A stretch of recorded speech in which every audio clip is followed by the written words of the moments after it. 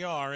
And Lori, thanks for joining us this morning. Certainly the challenge of a shorter spring season commencement, but you've also made some adjustments on campus with summer and fall. But let's start right there with spring challenges for all the students and you on campus when this pandemic hit.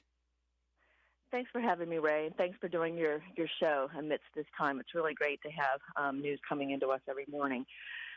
Like everybody across the country and the world, for that matter, Hiram faced a lot of changes this spring.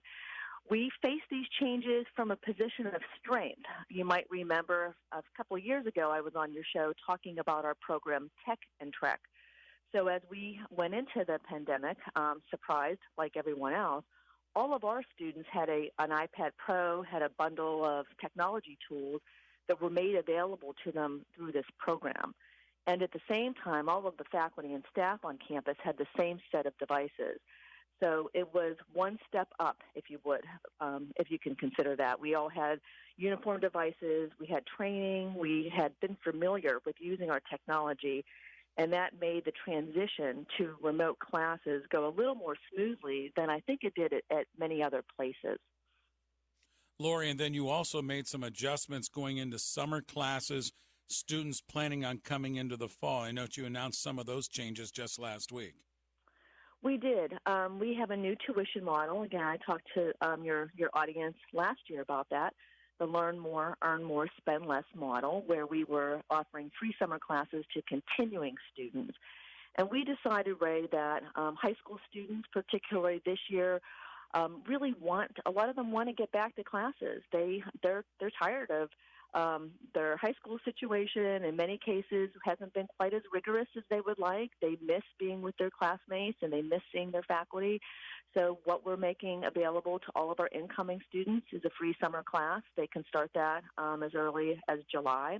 Our summer orientation is also virtual, but pending the green light from the governor, and indications are that we will be able to start easing back into face-to-face instruction. Hiram does plan to open its doors for the fall semester and to bring students onto campus for the fall semester. We're small, as you know, as you mentioned at the beginning of your show.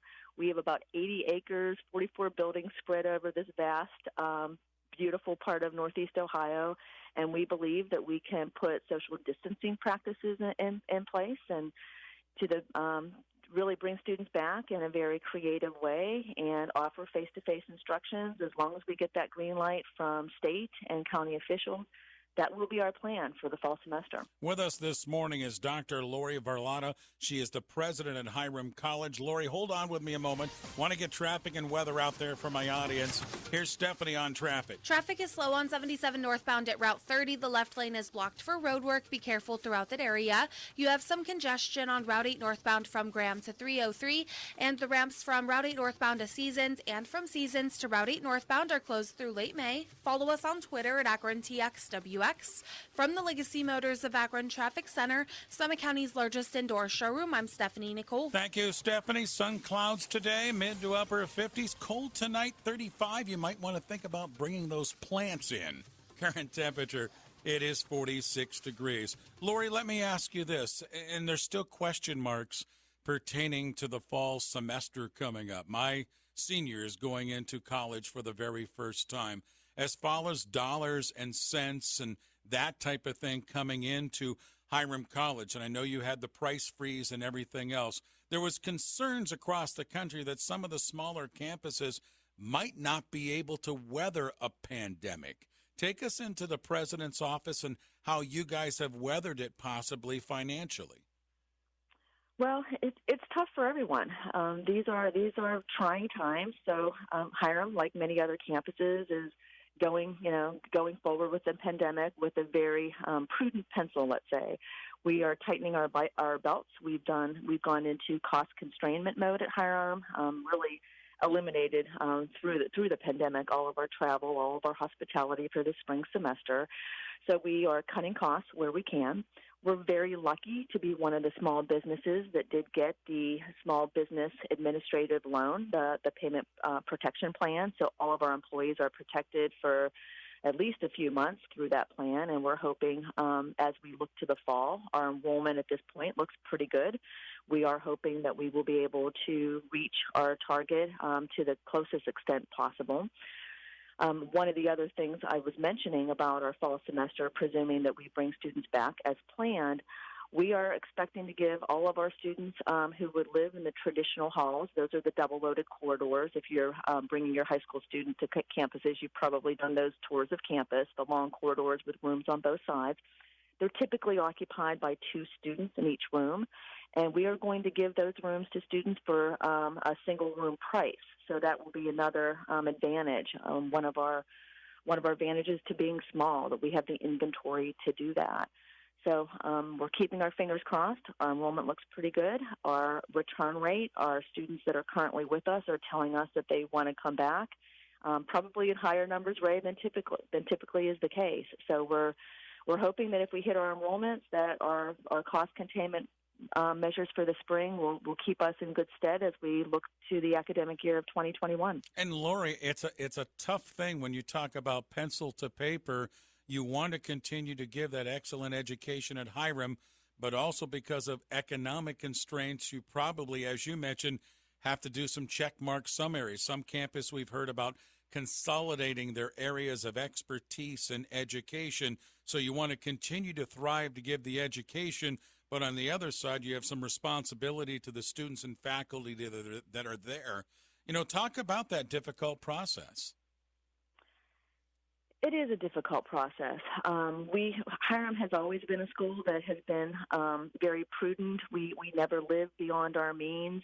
We went into the pandemic having already ushered in major changes. So another thing that kept us going through the pandemic is the technology. We have the wonderful Tech and Trek program, and we had just gone through a major redesign program called the New Liberal Arts. So we went into the pandemic with a mindset of we know how to change. We've changed before. We have a culture where people will come together and make decisions that benefit the entire campus as opposed to a single department. And in higher education, that's really the first step. Can you step outside your own departments? We sometimes refer to them as silos, and there's a reason for that. Can you step outside your own department and make prudent decisions that benefit the students and benefit the institution as a whole so that it has as good a possibility to thrive for years to come? And I'm very proud of the faculty and staff for being able to model that type of common good mindset. It has not been easy, Ray. We've hit some bumps along the way. Anybody who says that this has been easy, it's been a situation with no bumps along the road, I think is only telling you part of the story. But we've done a good job, and our mindset of change, the fact that we've done change in the past, has really again, served us well and reminded us of the resilience and the grit that Hiram College itself and, frankly, all of the faculty and staff who work there and the students who have studied, they really have put in the effort to take their virtual classes very seriously this spring semester. Yeah, in some areas, as Lori mentioned, they were ahead of the curve a little bit with a technology standpoint. You heard the adjustments with them with the rooms where the double occupancy, they'll give the same price to single occupancy. And that's encouraging to hear, too, when she mentioned there that the students can't wait to get back to campus. A lot of question marks there, but certainly as we've talked with Lori Varlotta, the president of Hiram College, certainly they seem to be ready and have really done their homework. Lori, thank you for joining us this morning. Really wanted to get you on to see how you guys were doing in Hiram, and it seems like it's tough to say not doing well, but certainly it seems like you guys have done what you've had to